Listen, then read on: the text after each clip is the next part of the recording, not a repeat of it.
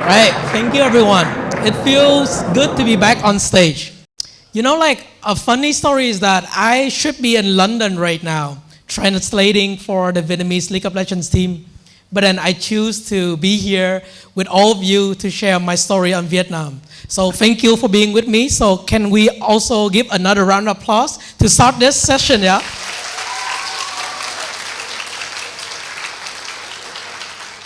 So before we start off, I actually want to ask you one quick question. Who here love Vietnam? Can you raise your hands? Wow. Okay, I didn't expect this. I was expecting to be alone. Thank God. So I'm actually not here to educate or give you mind-blowing experience. I'm only here to tell you about a story of how a 50 years old who wanting to become the Prime Minister of Vietnam. An 18 years old who came back from the UK to reimagine higher education in Vietnam. And a Vietnamese lovers who are still having an ongoing, crystal unclear journey to make Vietnam become a better place. Right, so I think what you may be thinking right now is this guy nuts or what? Or wanting to become the Prime Minister. Who do you think he is? Like son of politician? Well, unfortunately I'm not. But then I hope that you will have your patience and bear with me, allow me to explain my thought process, and after that we can critique my talk altogether. Right, so coming to my dream to make Vietnam become a better place by becoming the Prime Minister to enact structural and comprehensive change to Vietnamese people's lives. So I'm gonna explain my sharing into 3 parts. Part 1 is why, to answer the question, why Vietnam and why Prime Minister. The second is the road I have traveled in the past 8 years and counting. And lastly is the part that I'm most anxious to talk about is the dream job, question mark, right? So coming to part 1, onto the question of why Vietnam and why Prime Minister, there's actually 3 reasons. The first is my love for Vietnamese history and our potential. The second is my upbringing and privilege. And the third is the personal experience that I have in 2015. Coming to the first reasons, I am inspired and mesmerized by the prosperous imperial dynasty of Dinh Lê Lý Trần that rival Hán Đường Tống Nguyên in China.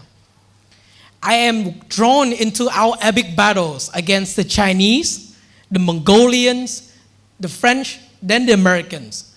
And I marvel at the miraculous economic development that our country have witnessed in the past 40 years. But then as a history major myself, I understand that these are constructive narratives to instill a sense of national pride among our citizens. I acknowledge that. But I have bought into this narrative for way too long, so I am very aspired to follow the footsteps and build on the legacy of our ancestors.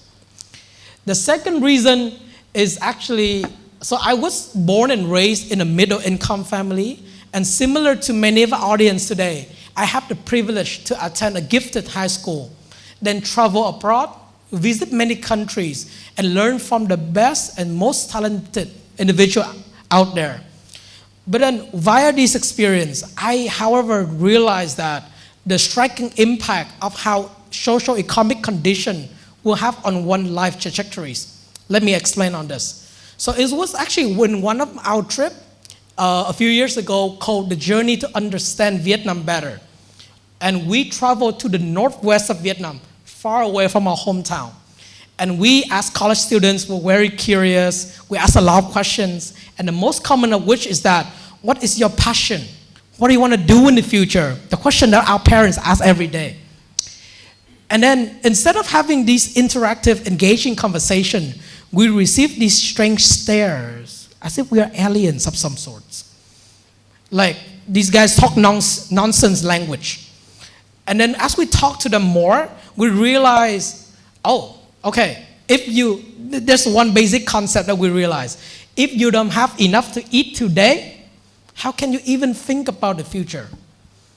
It was actually these moments and these experiences that motivated me to wanting to help Vietnamese people, especially young people, to access to resources and rise to their potential. And lastly, is a personal story and very special encounter I have in 2015. So I was actually a student of this high school when this happened, traveling back home from extra class at 11 p.m. The streets were dark as everyone already retired for the evening. And I see this old man collecting garbage for resale. So disclaimer is that this is not my first time seeing a garbage collector, but it was the first time I had the space and time to observe this scene. And one thing I realized, observe is that he definitely didn't look happy, and he definitely looked miserable, and a guy his age should be at home resting with his family and loved ones, just like my grandpa and grandma. So I feel a strong urge to help him by giving him some money or just like helping him do his job faster. But I stumble, just like this. I stumble, burn my feet to the ground, and do absolutely nothing. Absolutely nothing. But watching until he finished his job and slowly fade into the darkness. I asked myself, why? Why did you do nothing? And the answer I give myself is that even if I help the man today, he will still be poor tomorrow. Tomorrow, he will still have to wander the streets of Saigon during nightfall to make ends meet. So it was actually at this moment I developed the statement, I want to make Vietnam a better place so that my Vietnamese citizen, like this old man, would not have to suffer, would have the opportunities to do what they love, to follow passion, to be happy, but not suffer like this. So I am now 23 years old. It's been 8 years since this encounter. And as I grow older, a bit wiser, my interest for Vietnam have also developed. But these are the three fundamental reasons why I have come to love and say that I want to make Vietnam become a better place. So now as I establish why I love Vietnam so much, let's come to the roads I have traveled so far. So in 2016, I studied in the UK with the purpose of being exposed to political studies for the first time, because high school in Vietnam didn't provide that, and with the goal of applying to Oxford University, a training ground for British and many countries' prime minister. And funny enough, I didn't get in. After that, I faced a decision that instead of remaining in Europe for higher education, I decided to come back to Vietnam to co-design the first liberal arts college in Vietnam and to empower future generations of Vietnamese leaders. And after that, I had the pleasure to serve as a translator to our Vietnamese League of Legends team to represent our boys on the international stage, to become a research assistant at a government think tank, and also to serve as public sector works at various international consulting agencies. But then the irony is that the pinnacle of this crystal unclear journey that I'm taking is also my dream job, the current job I'm having as a consultant to the Vietnam National Innovation Center, a unit under the Ministry of Planning and Investment. Truth be told, this is a dream job because it allowed me to test out two most important hypotheses of my life. The first hypothesis is that I want to make Vietnam become a better place by becoming a policy maker. The second hypothesis is that I want to become a policy maker by working in the government. And even though I'm loving my job at the moment, it actually gives rise to my biggest fear. The fear that I may not cut out to work for the government. I may not fit. And I may have to give up my dream of one day becoming the prime minister because of three reasons. First, I realized it required financial resources and connection to climb up political ladder. Second, I realized this work environment is what you want to do, but it's uninspiring, it's boring. And I could potentially kill my passion for Vietnam altogether working here. That's the reality. And third is that I have this sense of helplessness, frustration, because policy making work takes a lot of time.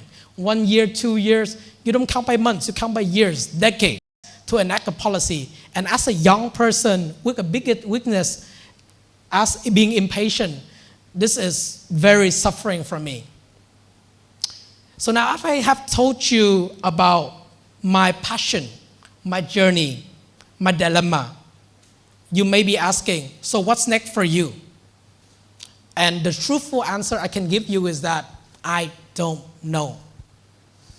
I don't really know what the future holds for me. But there's two things I know. First is that if you pay attention, everything that I say about the obstacles, I use the word maybe. Maybe means that there remains a possibility. And I would hate myself every single day if I don't fight for my dream, if I don't wake up to reality and say, okay, I'm gonna give it my best and accept the outcome, whether it's good or bad. And the second reason is that because I am a foolish, a persistent romantic that have a dream that one day Vietnam will escape the middle income trap, will be able to determine our own fate and even shape the global affair in our interest. I have a dream that one day every Vietnamese people will be able to say, I'm proud of my culture, of my economy, of our food, of our people.